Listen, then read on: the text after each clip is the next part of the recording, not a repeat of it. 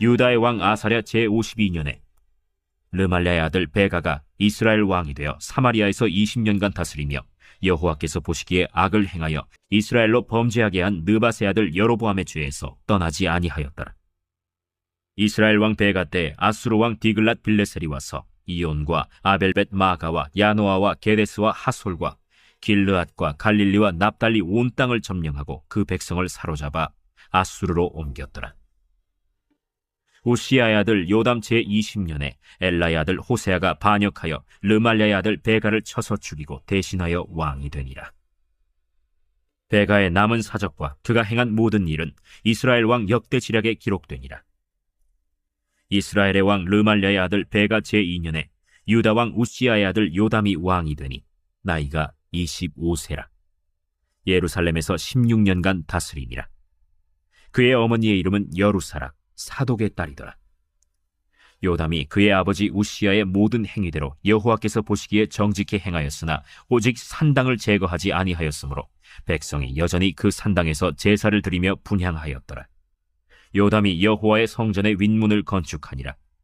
요담의 남은 사적과 그가 행한 모든 일은 유다 왕 역대 지략에 기록되지 아니하였느냐. 그때 여호와께서 비로소 아람 왕 르신과 르말랴의 아들 베가를 보내어 유다를 치게 하셨더라.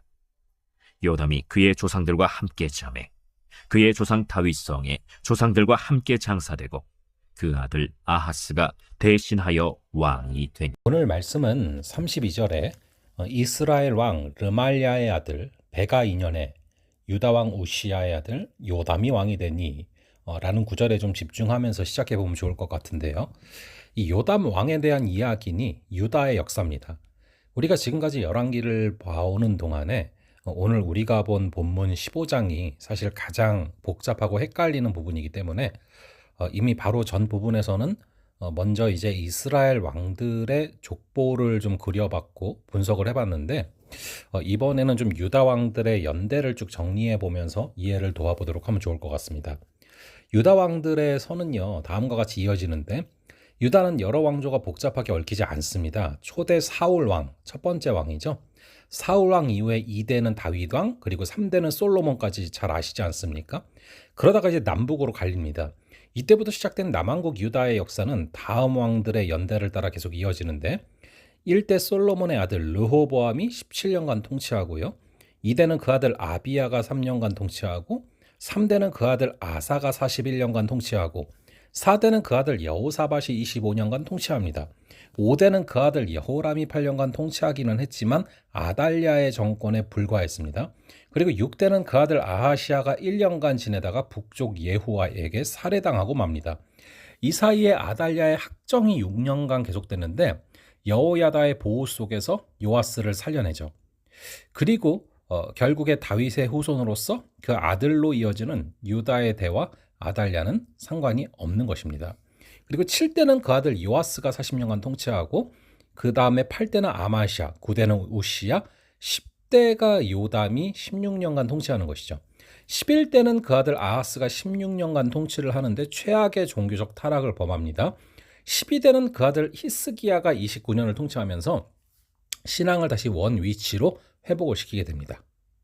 여러분 여기까지 보고 히스기야 왕 이후의 역사는 이제 나중에 다시 정리하면 되는데 지금까지 보면서 일목요연하게 정리를 해보니 확실하게 나타나는 부분이 있습니다. 그게 뭔지 아십니까?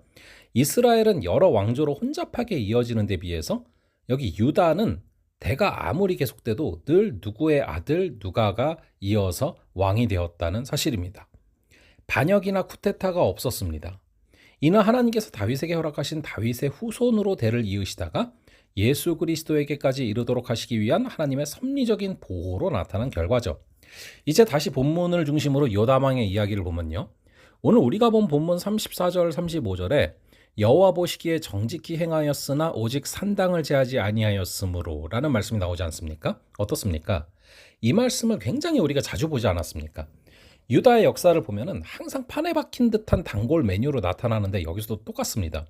이것이 유다 역사의 치명적인 결함이라고 볼 수 있는 것이죠. 도대체 산당이 뭐길래 그것을 그렇게 제하지를 못하고 그렇게도 끈질기게 등장하면서 문제거리를 만들고 있는가? 이 문제는 그렇게 한마디로 설명하기는 쉽지 않은데요. 이스라엘 백성들 가운데 예전에는 성막이 있었고 그 후에 예루살렘 성전도 있었는데 왜 이 좋은 시스템을 마다하고 동네 산 위에 산당이나 아니면 자기 집에 있는 다락방에서 예배를 드려야 되느냐? 다음과 같은 몇 가지 이유 때문인데요. 우선은 합리주의적인 신앙 때문입니다. 자기의 일정과 자기의 사정과 자기의 입장에 맞춰가면서 편의적으로 신앙생활하려는 의식 때문이죠. 하나님께 제사는 드리되 자기들 편리하게 제사 드리는 하나님 중심이 아니라 자기 중심적 신앙으로 하나님을 섬기려 했기 때문입니다. 둘째는 혼합주의적 신앙 때문인데요. 이러한 신앙적인 행태는 자율적인 신앙에 바탕을 두기 때문에 성전에서 드리나 산당에서 드리나 드리는 건 다 똑같지 않냐, 어차피 뭐로 가도 서울만 가면 되지라는 생각을 하기 때문입니다. 하나님은 이렇게 양다리 걸치기식의 신앙 방법을 싫어하십니다. 오늘 우리에게 주신 말씀 중에서 요담 왕의 문제점은 뭐라고 생각되십니까? 요담은 아버지 우시야가 하는 대로 행했고 성전의 윗문까지도 건축하는 열정도 보이지만 문제는 신앙의 기본기에 충실하지 못했다는 것에 있습니다. 그에 대한 평가는 여호와 보시기에 정직히 행하였으나 오직 산당을 제하지 아니하였으므로 이 부분입니다. 가장 기본적인 신앙의 본질을 이해하지 못한 부분이 매우 안타까운 일이 아니겠습니까? 여러분, 우리의 신앙이 하나님 중심적인 신앙생활 되기를 간절히 바랍니다. 그렇게 살아가는 오늘 하루 되시기를 주님의 이름으로 축원합니다. 잠시 기도하겠습니다. 아버지 하나님, 오늘 이 말씀을 통하여서 우리의 신앙이 하나님 중심적인 신앙이 되기를 간절히 바랍니다. 내 안에 합리주의나 내 안에 혼합주의적인 신앙이 있다면 아버지 하나님 그것을 허물게 하시고 우리가 신앙의 기본에 충실하며 여호와 보시기에 정직히 행하며 특별히 우리의 신앙의 중심이 하나님 되게 하여 주시옵소서. 우리 주님께서 주시는 크신 은혜 가운데 자기 중심적 신앙을 버리고 하나님 중심적 신앙으로 오늘도 우리를 이끌어 주실 줄을 믿사오며 이 모든 말씀 우리 주 예수 그리스도의 이름으로 기도합니다. 아멘. 그럼 또 다음번에 뵙도록 하겠습니다.